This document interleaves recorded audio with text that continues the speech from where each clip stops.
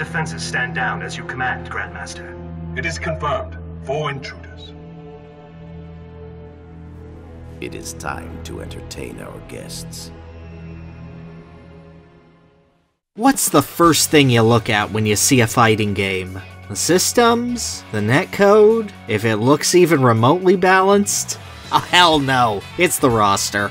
Nothing creates more excitement and debate than seeing new characters revealed for a fighter, and then going, oh, that's it, when the roster comes out, no matter how large it is and how many people it pleases. Street Fighter III was infamously panned for including none of the original World Warriors. So much so that Capcom basically had to shove Ryu, Ken, and later Chun-Li and Akuma back in order to appease angry fans.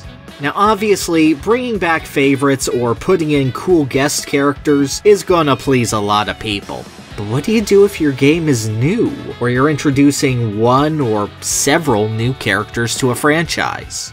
Well, character design is a big factor.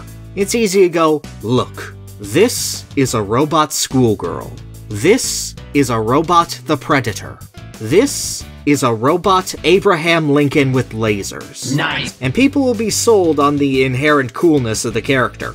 Sometimes the character will be weird, like a gimp with knives, or a shape-shifting pile of flesh and organs, or our robot Abraham Lincoln with lasers. And it's like, oh yeah, somebody out there will pick these guys up, they're oddballs. Sometimes they're introduced with great theme music, or wear their personality on their sleeves so clearly in their animations, or just all kinds of sex appeal. Design and tone are very easy to use to quickly hook a player. But what about the characters who don't fall into this category? They could have some traits of one of these characters, sure, but these guys aren't as exaggerated. They fit a role in your universe, you're fond of them, but the appeal isn't immediately there. You're sure players will love them once they invest time in them, but how do you get them to that step? Especially if you're a sequel and they might just want to play their favorites again.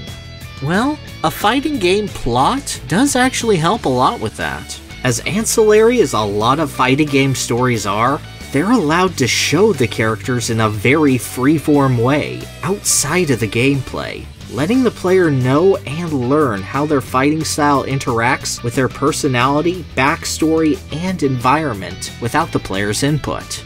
Unfortunately, a lot of fighters do use an arcade ladder approach to stories. Everybody gets a couple cutscenes, but you gotta go to the character select screen and choose the character before you get any of their story. So there's no real marriage between characterization and gameplay unless you're already trying them out.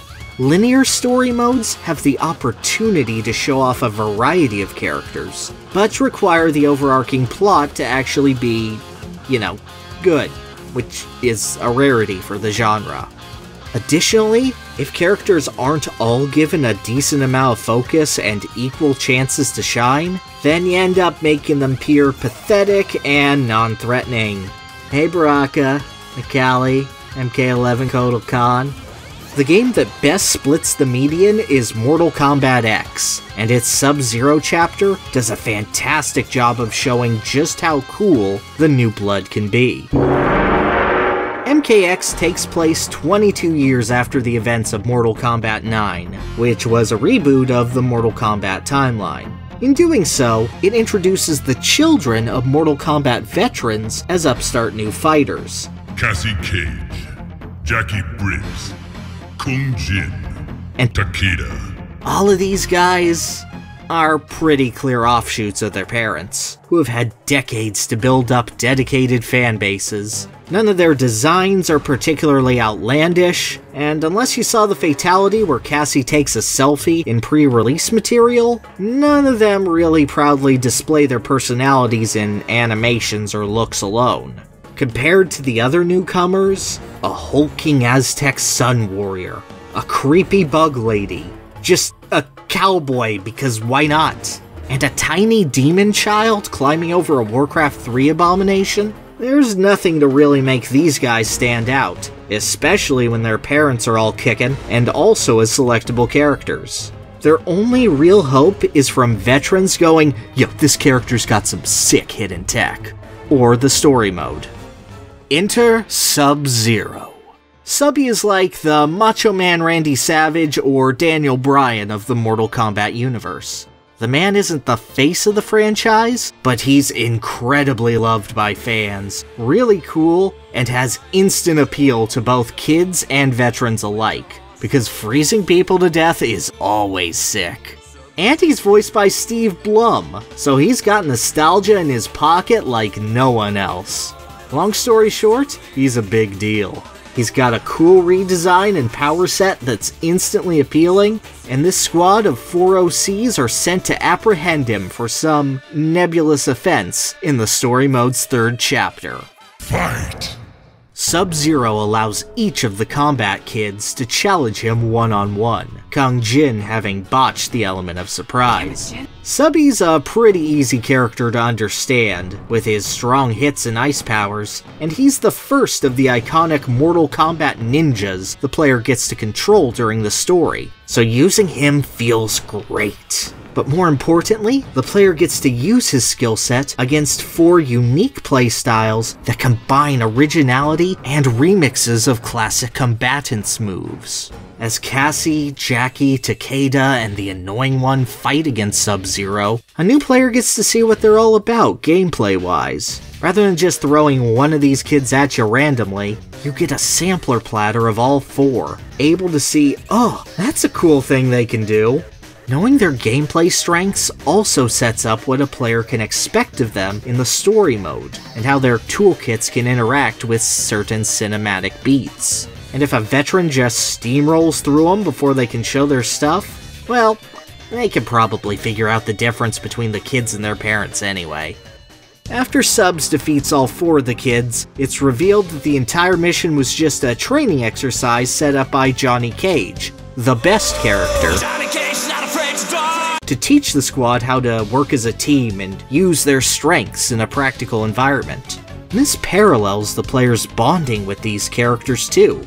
They're untested unknowns, only able to show off their unique skills before falling to the older and more appealing cast. But those unique elements are just enough of a hook to make them worth looking forward to play as in their own chapters. Seeing how they grow as a unit, the combat kids are proving themselves to the old generation through their actions, and to new players through their gameplay. And by making them weaker than Sub-Zero by initially letting him beat them up, they aren't offensively replacing their parents who they're better than. They're organically getting over after a loss that makes sense, and slowly climbing the ranks until they're heroes in their own right.